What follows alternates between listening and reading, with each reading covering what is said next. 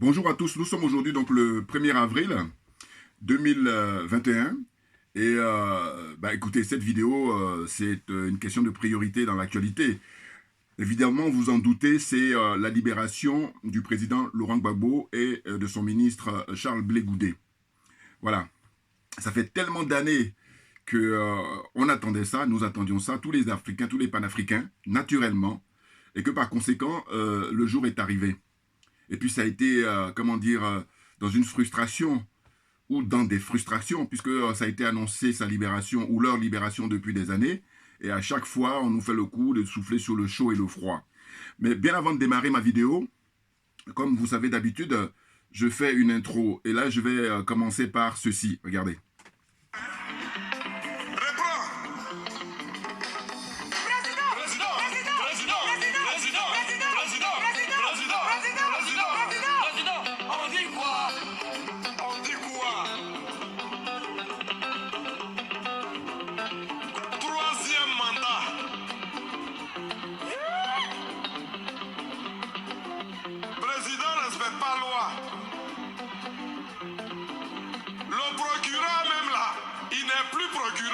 Il est procureur d'un seul cas. C'est à quel pays ça là? Allez dire au procureur Adou Richard. Allez lui dire que un mort c'est un mort. On ne passe pas son temps à chercher les petits baoulés dans le village pendant que les gens sont ici avec des machettes et ils sont bien identifiés. À vous encore. Président, président, président, président, président, président, président, président, président. On dit quoi? Dali, viens ici. Siro, tu es rentré où? Toi tu es rentré où? Pas fait, ils vont tirer sur nous.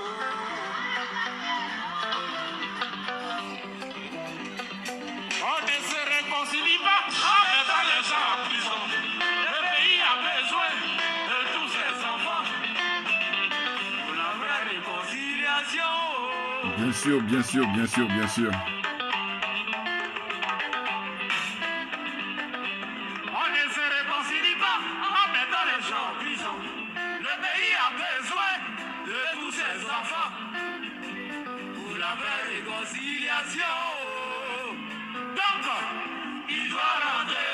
Voilà, là c'est l'apothéose.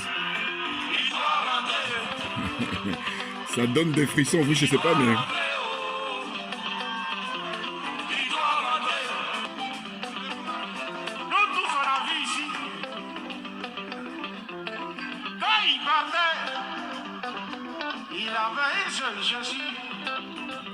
Ça c'est ça qui est la vérité. C'est ça qui est la vérité. Une seule chemise. On l'a mis dans l'avion. On l'a mené chez les Blancs. Il a tiré la main. 9 ans en prison. Ça fait 10 ans, hein? Ça fait 10 ans là. Ils ont envoyé des témoins. Assez de témoins. Au moins 82. Au moins 82. On dit il y a 3000 morts. Plus que ça, 36 000. Ils ont cherché, ils ont fouillé, ils ont cherché, ils ont fouillé. Vers la fin, on dit c'est pas lui. On dit c'est pas lui. Mais s'il est parti avec un seul pantalon, une seule chemise, une seule chaussure, il n'avait pas de passeport. Pourquoi on lui demande passeport? C'est ça qui est la vérité. Mettez-le dans le même avion. Venez avec lui. Oh. Dans le même jet privé. Ou bien, Koudou Laurent Gbagbo, il doit rentrer. Bon, écoutez, c'est des frissons. Hein. Pour vous, je sais pas, mais moi, c'est tout avec émotion. À l'époque, quand ils ont sorti ça. Hein. C'était bien avant que YouTube le censure. Parce que j'avais déjà sorti une vidéo là-dessus. Une spéciale dédicace à Yodé et Siro.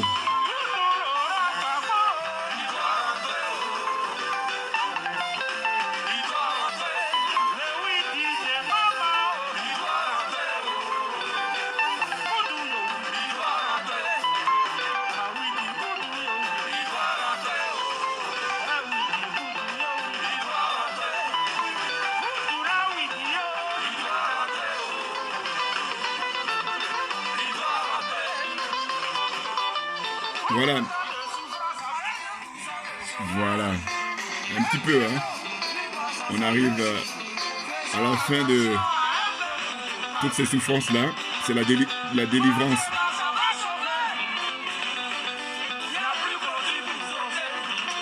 Là, il est question maintenant de réconciliation. La vraie réconciliation. Voilà. Merci. Alors évidemment, il faut rendre à César ce qui appartient à César. Il faut rendre à Yodé et Siro ce qui leur appartient.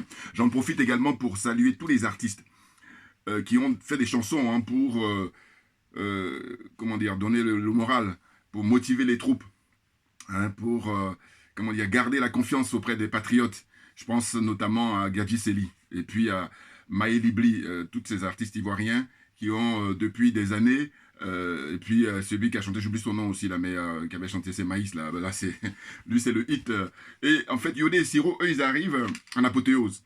Et eux, ils inscrivent le zouglou en lettres de noblesse. Voyez-vous? C'est extraordinaire.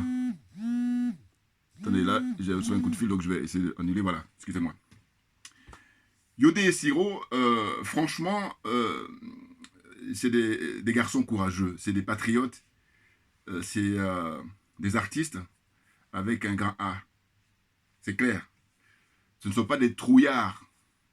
Ils sont très honnêtes. Et moi, ce qui me réjouit, c'est qu'en fait, on partage en fait les mêmes valeurs, puisque quand l'album est sorti, rappelez-vous, il les avait été présenté à Ahmed Bakayoko, feu Ahmed Bakayoko. Il ne va pas assister le pauvre après ce régime-là. Bon, ça fait partie, hein, malheureusement. Bon. Et puis après, ils sont allés, comment dire, présenter leur album à monsieur Mamadou Coulibaly, le professeur Mamadou Coulibaly. Et c'est ainsi que je dis, ben voilà, c'est extraordinaire. Non, ils disent qu'ils ont beaucoup de respect pour lui parce qu'en Côte d'Ivoire, ben c'est celui qui fait de la politique au sens noble du terme. C'est-à-dire que c'est celui qui est capable de résoudre le problème de la France-Afrique. Ah oui, on vient de gagner une bataille face à la France-Afrique. La libération de Charles Blé Goudé et du président Laurent Gbagbo, c'est une victoire face à la France-Afrique. Ce n'est pas une victoire définitive, c'est une bataille qu'on a gagnée. Parce que la victoire, pour qu'elle soit totale, il faut la fermeture de toutes les bases militaires françaises en Afrique, notamment en Côte d'Ivoire, pour ne même pas dire en particulier en Côte d'Ivoire, hein, la base de Port-Boué, là. Il faut la fermer définitivement. Hein. Ensuite, le franc CFA va suivre. Et c'est ainsi qu'on pourra parler de souveraineté. Sinon, tant que ces éléments-là n'ont pas été traités, on se ment à soi-même. Voilà, en disant qu'on est souverain.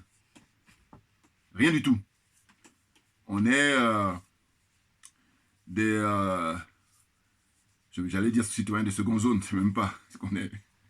On compte pas pour eux, c'est ce que je vais dire. Hein. On compte pas pour l'oligarchie française, parce que l'oligarchie française, c'est la plus raciste.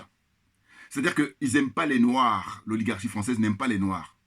Sinon, quand je dis ça, ce qui me donne la force de le dire et de le répéter à chaque fois, c'est que je dis, mais regardez, la zone CFA, c'est que des Noirs.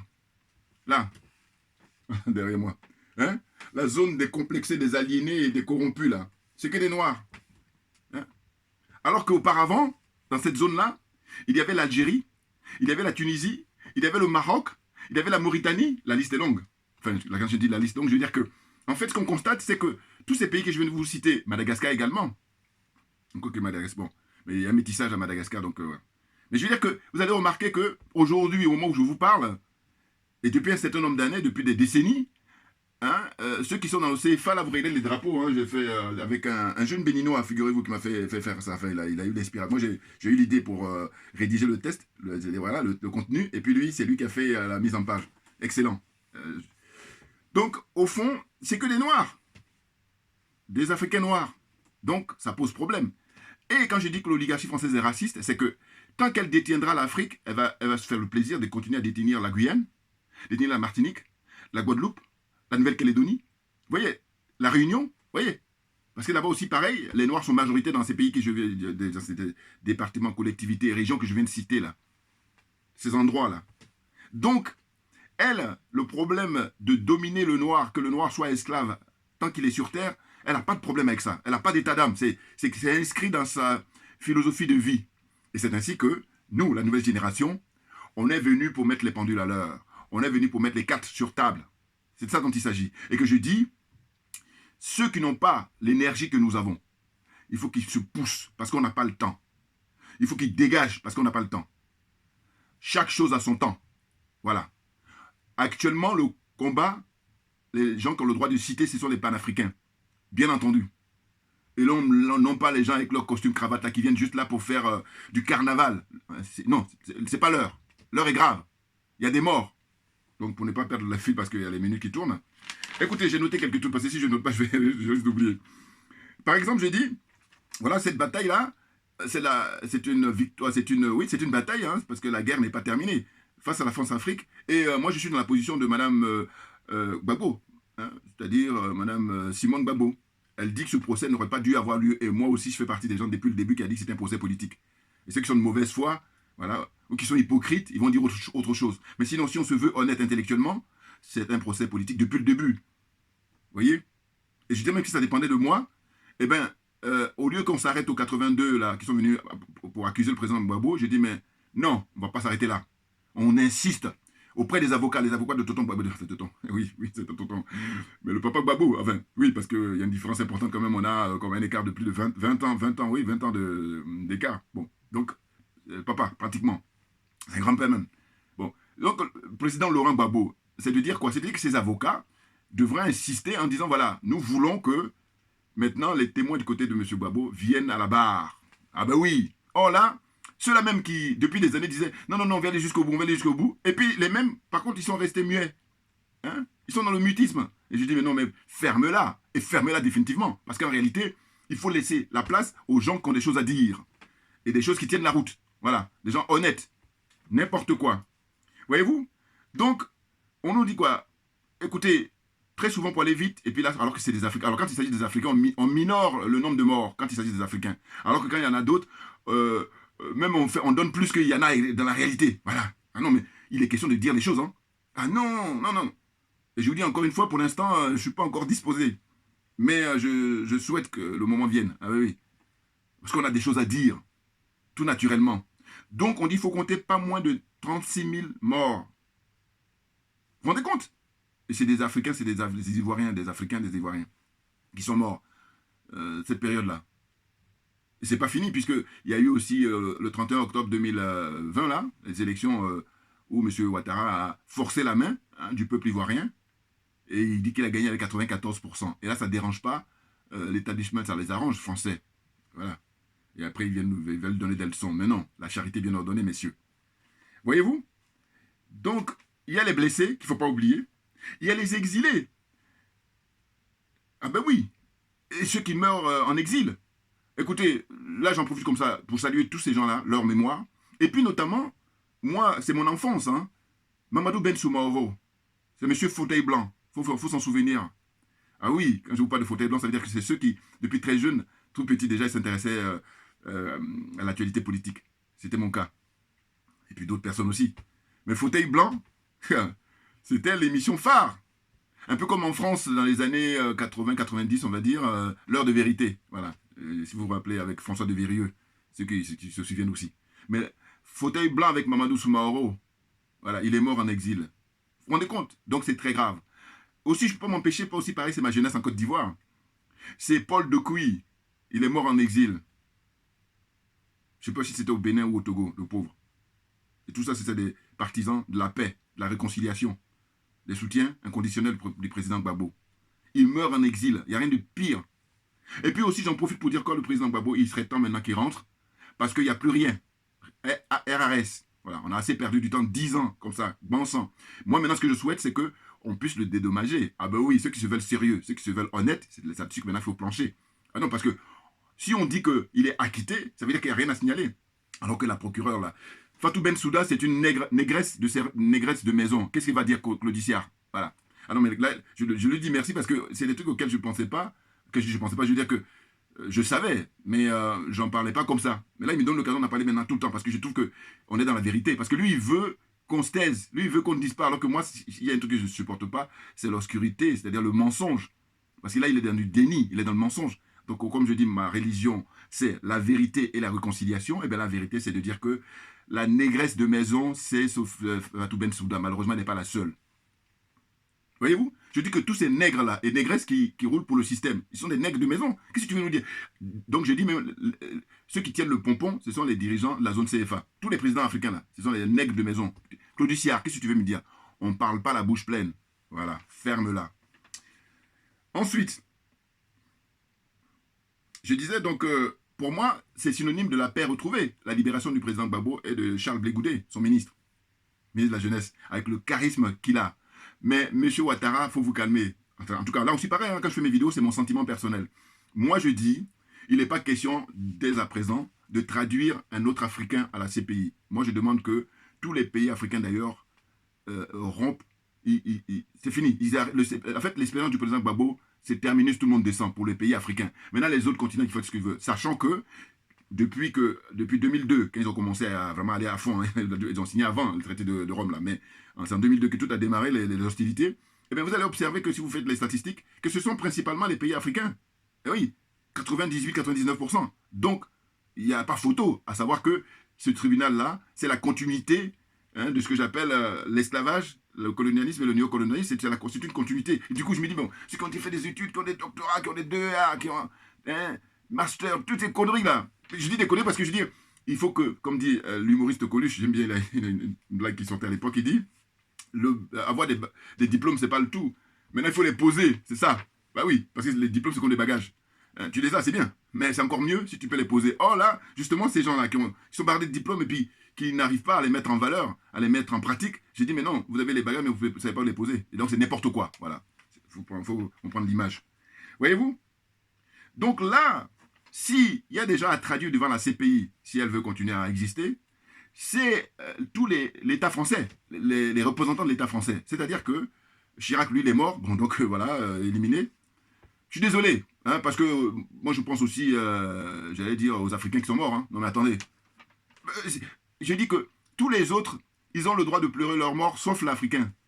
Ils ont le droit d'avoir des ressentis, sauf l'Africain. Non, nous, notre génération, et puis ceux qui vont venir, c'est encore pire, parce que justement, ils sont perturbés par notre génération, alors que je dis, mais la nature a horreur du vide. Et que par conséquent, si le nécessaire avait été fait, si on n'avait pas assassiné les pères d'indépendance, mais nous, on avait autre chose à faire. On allait vaquer. Et d'ailleurs, on n'allait pas assister comme ça, où on nous dit quoi? L'actualité, je reviendrai là-dessus prochainement. Le Mozambique, par exemple, comme par hasard, il y a des djihadistes là-bas. Alors que le Mozambique, voilà, parce qu'on a découvert le pétrole et puis le gaz là-bas. Ouais. Mais toujours pareil, hein. Donc, en fait, ces gens-là, ils sont dans un complot permanent vis-à-vis de l'Afrique. Voilà. Chez moi, le mot complot, c'est pas tabou. Alors que les autres, plein de diplômes, là, c'est tabou. Hein. Tourne autour du pot. Ferme-la, c'est ça. Donc, selon moi, donc, je dis, c'est Nicolas Sarkozy, parce que lui, il est vivant, on doit le traduire. Dominique de Villepin, on doit le traduire. Michel Alliot-Marie, on doit la traduire devant la CPI.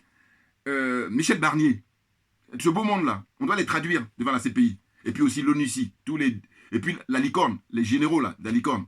Hein, capitaine, commandant, colonel, général de division, de tout ce que vous voulez, allez, tout le monde, devant la CPI. Hein, donc l'ONUCI, pareil, allez, tous ceux qui ont dirigé l'ONUCI là, allez, devant la CPI là-bas. Mais si jamais on ne fait pas ça, mais je dis qu'il faut arrêter le cirque, parce que c'est un cirque, la CPI à vrai dire. Ben oui, parce que c'est de l'escroquerie intellectuelle, escroquerie morale. Et que ceux qui ne sont pas conscients, malheureusement, sont nombreux. Mais quand on a compris ça, on n'a plus de temps à perdre. Ce que je dis toujours, je dis, mais quand tu n'as pas compris, bon, mais on peut comprendre que tu cherches à comprendre. Une fois que tu as compris, pourquoi on perd du temps? Moi, alors là, c'est l'équation qui me perturbe. Voilà, donc on a compris, on n'a plus de temps à perdre. Donc on trace maintenant, parce que moi j'estime qu'on a perdu assez de temps. C'est pour ça que je dis, on n'a plus de temps à perdre. Voilà. Hein? Comme en voiture, hein, tu fais régulation de vitesse et puis allez, sur l'autoroute là, on trace. Hein? Donc il faut, dès à présent, préconiser la réconciliation, la vraie. Et puis, je vous dis, il y a beaucoup de gens qui sont en exil alors qu'ils meurent d'envie de rentrer chez eux, tout naturellement. Commencé par Charles Blé Goudé, le président Laurent Gbagbo. Et puis il y a aussi des gens comme des artistes à qui je pense, Reine Pélagie. Elle aurait bien envie de rentrer au pays. Bon, Aïcha Koné, elle est déjà là-bas. Quand je les cite comme ça, Aïcha Koné, Reine Pélagie, c'est aussi toute ma jeunesse. Et je dis, là maintenant, il est question de le comité d'accueil et puis aussi l'organisation d'une grande fête qui va durer des semaines. Ah bah oui. Et puis, je me dis aussi quoi? Je me dis, mais écoutez, le président Gbagbo, il faut savoir que c'est toute l'Afrique, hein? Ah bah oui. Et donc, si on devait organiser des élections, mettons, dans les différents pays, hein, au Bénin, au Cameroun, au Congo, Congo-Brazzaville, Congo-Kinshasa, les deux Congo, RDC et tout ça, hein, au Mali, en Guinée, tout ça, hein. Burkina Faso, on organise l'élection en disant, bon, par exemple au Burkina, on dit, vous allez voter, il y a deux candidats, le président Alassane Ouattara et le président Laurent Gbagbo. Vous allez voir que M. Laurent Gbagbo passera toujours avec 80-90%, c'est pas 95%, si c'est même pas, j'allais dire 100%, non, il y a quand même des partisans, donc, mais 95%, c'est sûr et certain. Et je dis ça aussi pareil, c'est une étude qui... Moi j'adore les études parce que ça permet de pouvoir réfléchir et puis prendre du recul.